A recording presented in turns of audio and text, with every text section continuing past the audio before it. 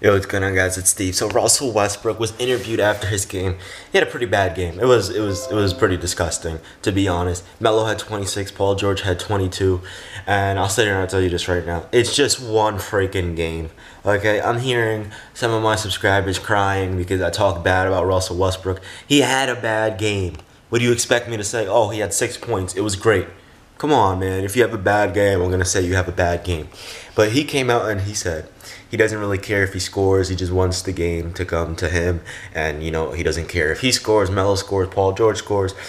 It's just the game of basketball. And that relates to what I've been saying, how people say, oh, well, ISO scorers can't play together or this and this and that. The people that say that type of stuff have never played basketball in their entire life. Because if you know, basketball is basketball. It doesn't matter if you're playing with an ISO scorer, it doesn't matter if you're playing with a defender, you're still going to find a way to score. You're still going to find a way to play defense. It's just basketball. People overthink things and think it's like, oh no, they're not going to be able to mesh together. They're not going to be able to do this or that together because, they're all ISO scorers or they're all shooters. It's not going to work. Look, throughout NBA history, we've seen weird, quote unquote weird, and I've said this before, there's no such thing as weird when it comes to basketball because it's basketball. Okay, if you know how to play, you're going to find a way to make it work. For example, Scottie Pippen, MJ, and Dennis Rodman, they made that work. That's weird as hell, right? Okay, Tony Parker, Tim Duncan, and Manu. Come on. Kobe and Shaq. Shaq's a dominant big man. Okay, Kobe's an ISO scorer. Both, ISO players. Shaq isolates in the post, and Kobe can isolate from anywhere. Guess what? They went to 4 straight finals, and they won 3 of them. Okay, so I don't want to hear any of that nonsense. You talk about the Detroit Pistons. Okay, they had 5 All-Stars on the team. None of them dominant scorers. Most of them, pretty much all 5 of them were defensive, you know, juggernauts. That team was probably the best defensive team I've ever seen in my life. You had Chauncey Billups, Rip Hamilton, you had Tayshaun Prince, you had Ben Wallace, and you had Rasheed Wallace. Okay, that worked. No dominant scorers. Yeah, Rip Hamilton gave you like 18 to 20. Chauncey gave you like 15 to 20. Tayshaun gave you like 17. But no dominant LeBron or Melo or KD or Steph or Russ type scores. Okay, none of that dominance, but they still won. Okay, you look at the Orlando Magic that beat LeBron and the Cavaliers in '09. Okay, Dwight Howard as the dominant player with Jameer Nelson, Hedo Turkoglu, and Rashard Lewis around him. When was the last time we saw a big man actually do something like that? It was over a decade ago. Okay, and I know you're gonna say Tim Duncan, but I'm talking about a big man in terms of dominance because of his stature, his athleticism. Tim Duncan dominated because of skill, not because of his athleticism or his strength or anything like that. It was just pure skill, Mr. Fundamental. All right? And look at the Boston Celtics. Ray Allen was an isolation scorer. Did you guys forget Seattle? Did you forget 26-point per game Ray Allen? Did you forget Paul Pierce was an ISO scorer his entire career? Did you forget Kevin Garnett?